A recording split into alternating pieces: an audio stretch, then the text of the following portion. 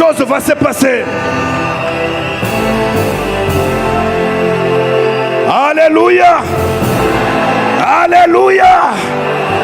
Il y a un homme ce soir qui a reçu mandat de signer les décrets célestes.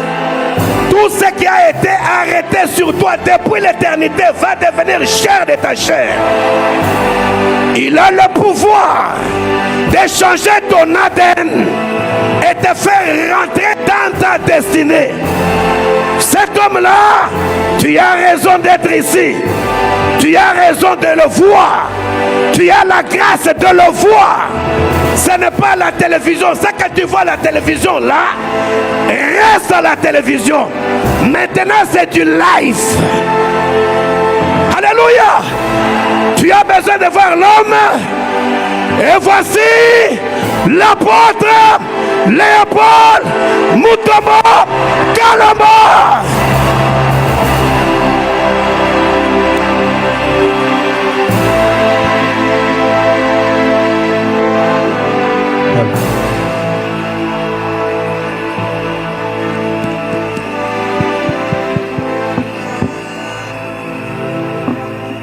Alléluia.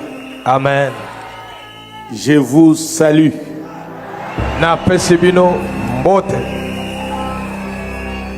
Je ne dis pas bonjour, mais je dis je vous salue. Na pesibino lobiko. C'est-à-dire que je vous apporte le salut. Na memelebino lobiko. La religion a dit que on a salué Marie. Non, c'est pas ça. C'est Jean-Baptiste qui voulait connaître qui était dans le ventre de Marie.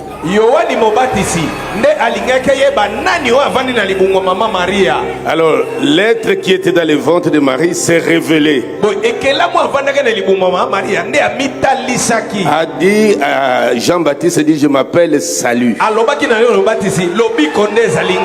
C'est cette voix-là de révélation qui a fait tressaillir l'enfant de joie.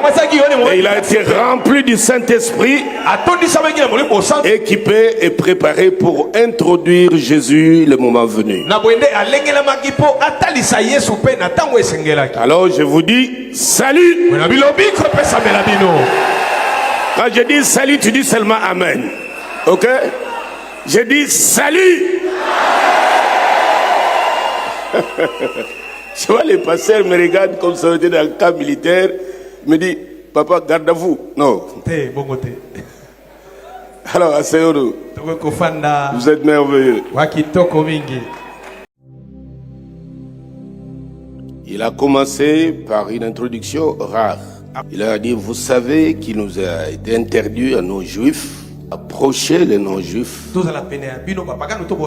et de manger avec vous. Parce que vous avez les habitudes contraires aux nôtres. Vous avez des attitudes contraires aux nôtres. Et cela a constitué une barrière depuis des siècles. Pourquoi j'introduis ça? Partout où je me promène avec l'évangile dans l'espace francophone depuis 2017 maintenant.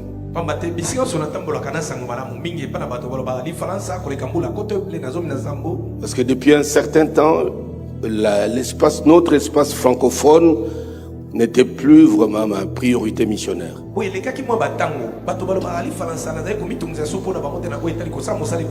À cause de nos mentalités. On se croit tout connaître, on a besoin de personne. On se détruit systématiquement, gratuitement. On ne respecte pas l'ordre divin. Tout le monde est grand. On respecte personne. Et c'est, je dirais, excusez-moi un peu le terme d'être cru, c'est banditisme évangélique ne nous a pas aidés. Afin que malgré les bagages que nous prétendons avoir, nous tournons autour du pot et le ministère ne va pas loin.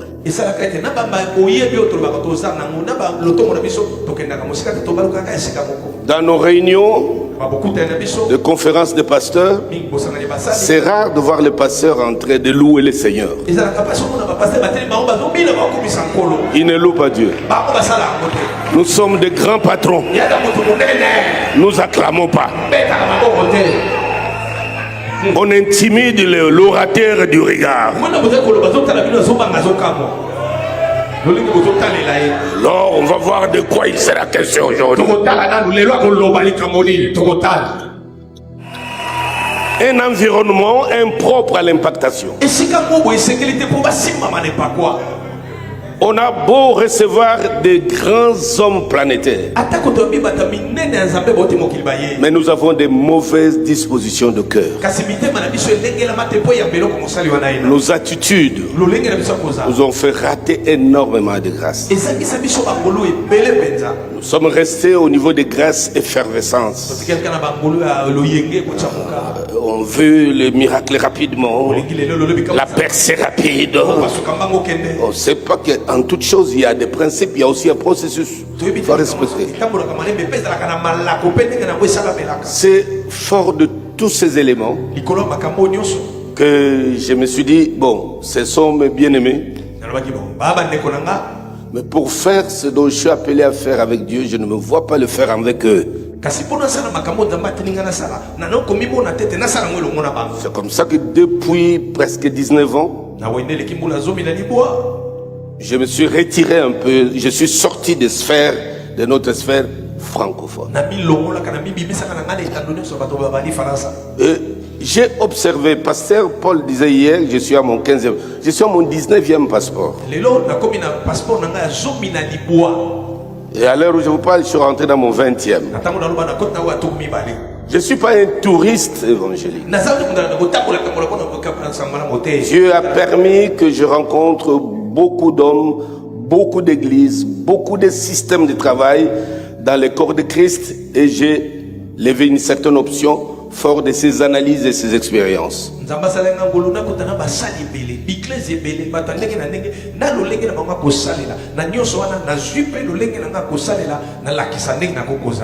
C'est depuis 2017 que j'ai décidé par voie divine de réintégrer, de commencer à revisiter notre espace. Et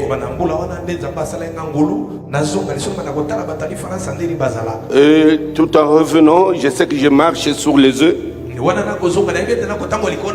J'observe.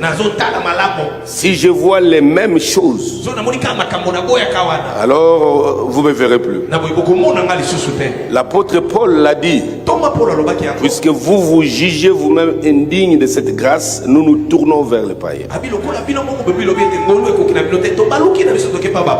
Il y a la loi de marketing évangélique qui existe. Tu ne peux pas aller où les gens ne connaissent pas ta valeur.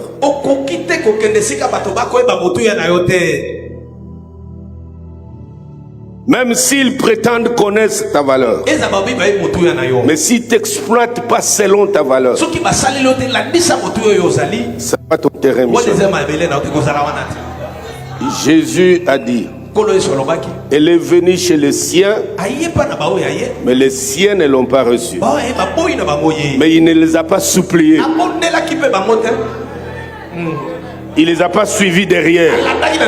S'il te plaît, c'est moi qui vous appelle, c'est moi, votre sauveur. Non. Mais la Bible dit, à ceux qui l'ont reçu. Parce qu'il y avait un autre public qui l'attendait. Nous avons perdu beaucoup de temps comme ça. Parfois par des prétentions inutiles.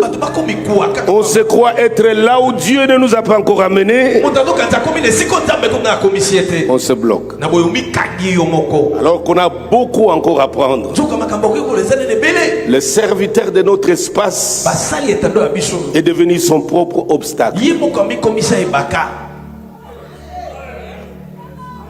Il n'a pas la notion de l'écoute. Il n'apprend pas. Moi qui vous parle, Quand je vous parle de 19 passeports, je voyage pas souvent pour aller prêcher.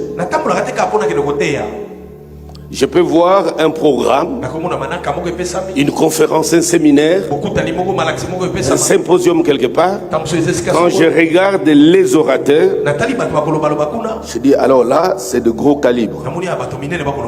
Je prends mon billet, je pars. Parfois, quand les amis me voient, oh, gloire à Dieu! Alors, on va bousculer le programme, tu vas parler. Je dis, non. Je suis venu apprendre.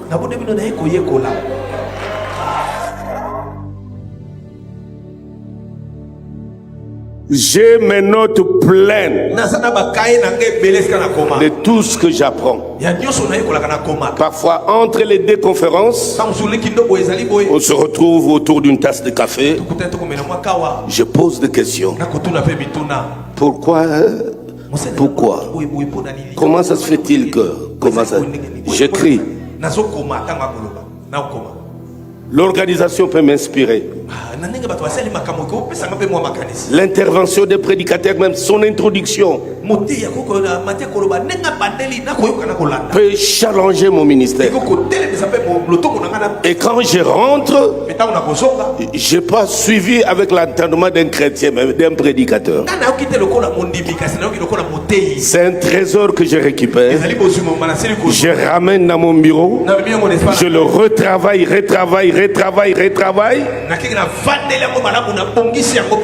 Et si c'était du brut, ça devient de l'or pur, travaillé, filtré. Et là, je pourrais proposer au peuple. Mais chez nous, nous avons d'abord la culture du ventre. On ne peut pas dépenser à cause du ventre. Quand tu apprends qu'il y a un séminaire quelque part, tu dis, c'est un prédicateur comme moi. Hein? C'est la même Bible. Qu'est-ce que je dois aller apprendre là-bas? Cela nous tue, mes amis. Le monde évangélique, nous sommes au 21e siècle. Dieu libère une onction particulière en ces temps. Ne rêvons pas.